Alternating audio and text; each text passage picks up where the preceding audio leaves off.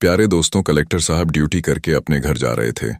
तभी रास्ते में कुछ गुंडों की भीड़ एक बूढ़े आदमी को बुरी तरह से पीट रही थी। ये देख डीएम साहब अपनी गाड़ी से बाहर निकलते हैं और अपनी सर्विस रिवॉल्वर हाथ में लेते हैं, जिसको देखकर सभी गुंडे डर के भाग जाते हैं। उस बूढ़े युवक के शरीर पर खूब सारी चोट आई हुई थी।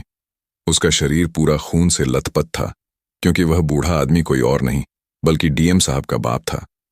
जी हाँ दोस्तों, ये देख डीएम साहब अपने बूढ़े पिता से कहते हैं, पापा आप और इस हालत में आखिर कैसे कैसे। दरअसल दोस्तों, ये घटना है मध्य प्रदेश के भोपाल शहर की, जहां पर एक सिविल इंजीनियर जिसका नाम राजेश था। राजेश की जिंदगी आम नहीं थी। राजेश ने खूब मेहनत से अपनी पढ़ाई पूरी की थी। वह एक गरीब घर से था। पढ़ाई के दौरान ही उसकी मुलाकात एक लड़की से हुई, जहां पर उसको उस लड़की से सच्चा प्यार हो गया था। दोनों एक दूसरे से खूब प्रेम करते थे और दोनों साथ में इंजीनियरिंग की पढ़ाई भी कर रहे थे। लड़की का नाम संगीता था। लेकिन दोस्तों, आपको पता है कि हर सच्ची मोहब्बत अक्सर आसान नहीं होती है। राजेश और संगीता की जिंदगी में भी कई मुश्किलें आईं। दरअसल राजेश नीची जाति से था और संगीता एक ब्राह्मण परिवार से थी। इसलिए संगीता के घर वाले राजेश के साथ शादी करने के लिए हरगिज राजी नहीं हो रहे थे। लेकिन संगीता राजेश को कहती है, तुम चिंता मत करो, मेरे घर वाले अगर नहीं मानेंगे तो हम भागकर शादी कर लेंगे। और फिर वे दोनों साथ रहकर अपनी पढ़ाई पूरी कर रहे थे। दोनों साथ में ही कोचिंग जाते थे, कॉलेज में साथ में पढ़ाई करते थे और दोनों की नजदीकियां इतनी बढ़ गई थीं कि संगीता के पेट में राजेश का बच्चा पनप चुका था। एक दिन संगीता रोती रोती राजेश को फोन करती है और कहती है कि मैं मां बनने वाली हूं।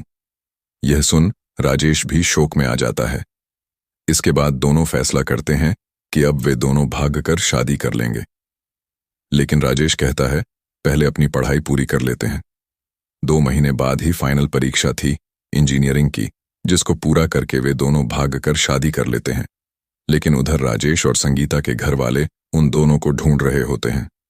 अपने घर वालों से भागते भागते राजेश और संगीता काफी ज्यादा थक चुके थे, इसलिए उन्होंने पुलिस का प्रोटेक्शन भी लिया। इसके बाद दोनों दिल्ली आकर रहने लगते हैं। राजेश, जो कि सिविल इंजीनियर बन चुका था, वह अब छोटे मोटे काम करने लगा था। धीरे धीरे उसे भी अपने काम में बढ़ोतरी मिल रही थी और उधर संगीता का बच्चा भी धीरे धीरे पेट में बड़ा हो रहा था। धीरे धीरे 9 महीने बीत चुके थे। अब समय डिलीवरी का आया था। राजेश को फोन आता है संगीता का। संगीता कहती है, मेरे पेट में दर्द हो रहा है। तो राजेश दौड़ा दौड़ा घर चला आता है और राजेश संगीता को ले जाता है हॉस्पिटल, जहां संगीता दर्द से काफी बिलबिला रही थी। डॉक्टर कहते हैं कि संगीता को लाने में देरी हो चुकी है, इसके लिए अब संगीता का ऑपरेशन करना पड़ेगा। राजेश ऑपरेशन के लिए हाँ कर देता है। इसके बाद संगीता का ऑपरेशन किया जाता है। लेकिन दुर्भाग्यवश संगीता का बच्चा तो बच जाता है, लेकिन संगीता नहीं बच पाती है।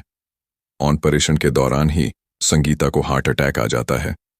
संगीता एक बच्चे को जन्म देकर इस दुनिया को छोड़कर चली जाती है। यह देख राजेश बिलख उठता है। उसके जीवन में एक तरफ खुशी तो आई थी, लेकिन दूसरी तरफ उसने अपनी सच्ची मोहब्बत को खो दिया था। जिस लड़की के साथ उसने पूरी जिंदगी बिताने की सोची थी, अब वह लड़की उसे छोड़कर जा चुकी थी। इसके बाद राजेश जैसे तैसे अपने बच्चे को संभालना है। राजेश अपनी मां को बुला लेता है अपने पास। उसकी मां अपने पोते को संभालना है और उधर राजेश अपनी कमाई धमाई पर ध्यान देता है। अब धीरे धीरे समय आगे बढ़ता है और राजेश को काम में काफी बढ़ोतरी हासिल होती है। अब राजेश बड़े बड़े कॉन्ट्रैक्ट लेने लग गया था। उसका बच्चा उसके लिए लकी साबित हो रहा था। धीरे धीरे राजेश लखपति और लखपति से करोड़पति बन चुका था और उधर उसका बच्चा भी धीरे धीरे बड़ा हो रहा था। अब राजेश का बच्चा, जिसका नाम संजू था, राजेश ने अपने बच्चे का नाम अपनी मां के ऊपर ही रखा था। अंकित अपने बच्चे से खूब प्यार करता था और संजू भी पढ़ाई में बहुत ज्यादा अच्छा था। वह हर बार अच्छे नंबर लाकर परीक्षा में पास होता था। दोनों बाप बेटे एक दूसरे से खूब प्रेम करते थे। समय आगे बढ़ता जा रहा था। समय के साथ साथ राजेश बुरी संगत में पड़ चुका था।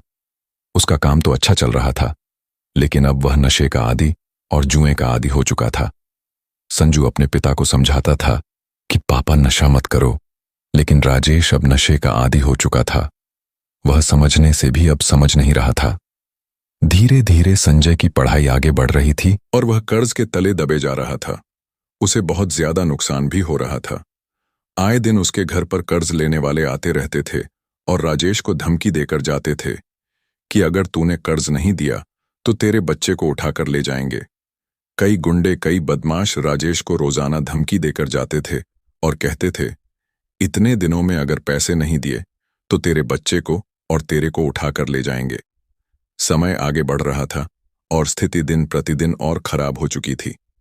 उधर संजू अपनी 12वीं की परीक्षा दे रहा था और संजू पढ़ाई में हमेशा से तीव्र था और वह 12वीं की परीक्षा में भी काफी अच्छे नंबर लाकर पास होता था।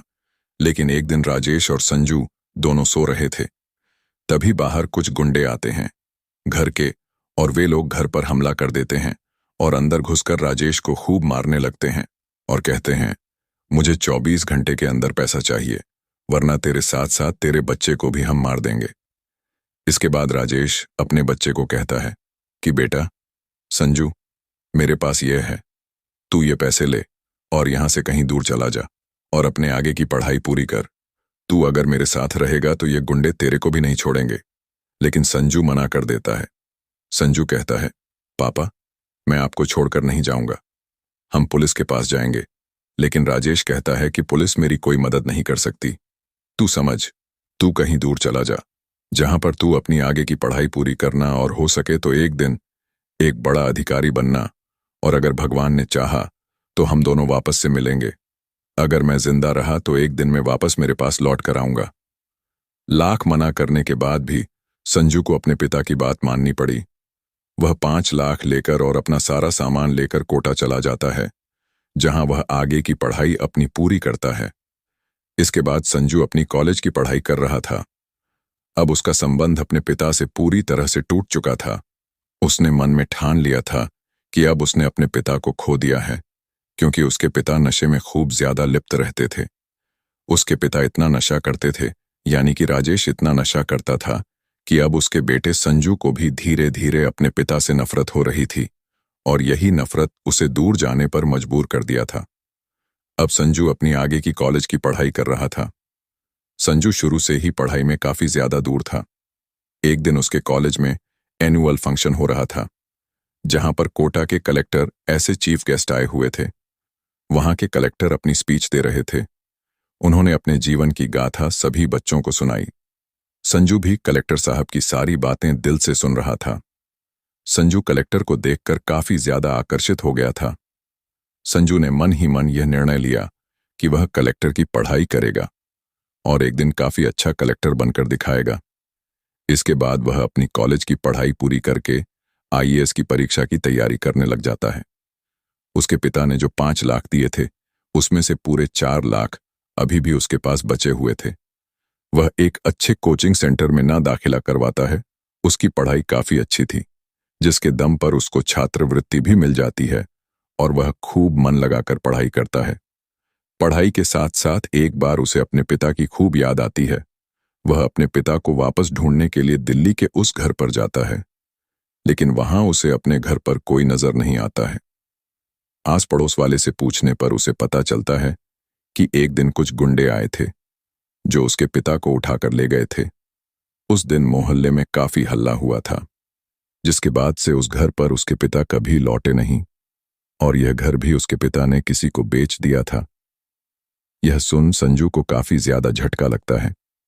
इसके बाद वह दिल्ली के कई सारे इलाकों में मैन अपने पिता को ढूंढता है, लेकिन उसके पिता नहीं मिलते हैं। वह पुलिस स्टेशन जाकर अपने पिता की खोजबीन भी करता है, लेकिन वहां भी पुलिस वाले उसकी नहीं सुनते हैं और कहते हैं, तुम्हारे पिता नशे के आदी होंगे और उधर ही होंगे। पुलिस वाले भी उसकी कोई मदद नहीं करते। वह थक हार कर वापस कोटा आ जाता है और कुछ दिनों बाद वह उस बात को भूलकर वापस अपनी पढ़ाई पर ध्यान लगाने लग जाता है। अब समय परीक्षा का आ रहा था। आईएएस की पहली दीक्षा का समय आ चुका था और संजू खूब मन लगाकर अपनी तैयारी कर रहा था। उसने अपनी पढ़ाई की टेबल पर अपनी मां की तस्वीर लगा रखी थी। उसके पिता हमेशा उसकी मां की तारीफ किया करते थे। संजू के सामने संजू भी अपनी मां को याद किया करता था, लेकिन दुर्भाग्यवश उसने अपनी माँ का चेहरा भी नहीं देखा था। वह हमेशा यही सोचता रहता था कि मैं कैसा बच्चा हूं। मेरे आने से पहले मेरी ही माँ चली गई। मैं कितना मनहूस हूं कि मैं जैसे ही मेरी इस दुनिया में आया, मेरी माँ छिन गई। मैं पिता भी नशे में लिप्त था। बेटा, तू कलेक्टर बन गया। संजू कहता है, हाँ पापा, मैं कलेक्टर बन गया। मैंने आपको ढूंढने की काफी कोशिश करी थी, लेकिन आप नहीं मिले थे। मैंने आपको काफी तलाश की थी, लेकिन आप कहीं नहीं मिले थे। इसके बाद राजेश कहता है कि हाँ बेटा, मैं ही तुमसे दूरी बना चुका था। संजू के पूछने पर राजेश कहता है कि बेटा, मैंने तुमसे इसलिए दूरी बनाई थी क्योंकि मेरी स्थिति बहुत खराब थी। मेरे ऊपर करोड़ों का कर्ज चढ़ चुका था और मैं नहीं चाहता था कि मेरी वजह से तुम्हारी पढ़ाई पर, तुम्हारी जिंदगी पर इसका असर पड़े। और देखो, मैं दूर गया तो आज तुम कलेक्टर बन गए। इसके बाद संजू ने अपने पिता से पूछा, पापा, वह गुंडे आपको मार क्यों रहे थे और आखिर वह गुंडे कौन थे? तो राजेश ने कहा कि यह वही लोग हैं जिन्होंने मुझे उधार दिया था। मैं इनका उधार नहीं चुका पा रहा हूं, जिसके लिए वह लोग मुझे मार रहे हैं और पीट रहे हैं। इसके बाद कलेक्टर साहब अपने पिता का इलाज करवाते हैं और उन्हें अपने साथ घर ले आते हैं। राधा संजू के पिता को देखकर काफी खुश होती है। संजू कहता है, पापा, यह मेरी पत्नी है। और इसके बाद राजेश संजू के साथ ही रहने लग जाता है। अब संजू अपने पिता को मारने वाले एक एक गुंडे की तलाश करता है और उनका रिमांड लेता है और अपना सारा कर्ज, यानी कि राजेश का सारा कर्जा भी वह चुका देता है। अब संजू के पिता राजेश धीरे धीरे सुधर रहे थे और उन्होंने नशा भी छोड़ दिया था। तो दोस्तों, ये घटना से आपको क्या सीख मिलती है? शुरुआत इस घटना की जिस स्थिति में हुई थी और अंत जिस स्थिति में हुआ, उससे आपको क्या सीख मिली? कमेंट करके जरूर बताइएगा। दोस्तों, यही थी आज की कहानी। आपको कैसी लगी कमेंट बॉक्स में बता देना। बाकी वीडियो अच्छी लगी हो तो वीडियो को लाइक और चैनल को सब्सक्राइब जरूर करें, ताकि हमें थोड़ा सा हौसला मिले। आप लोगों के लिए ऐसे अच्छे अच्छे वीडियो बनाने के लिए इन कहानियों को सुनाने का उद्देश्य किसी को परेशान करना बिल्कुल भी नहीं है। यह कहानी आपको इसलिए सुनाई जाती है ताकि आप लोग इन कहानियों में से कुछ ना कुछ सीख सको और अपने जीवन में उस चीज को अप्लाई कर सको। मिलते हैं किसी अगली वीडियो में नए टॉपिक के साथ। तब तक के लिए आप सभी का बहुत बहुत शुक्रिया।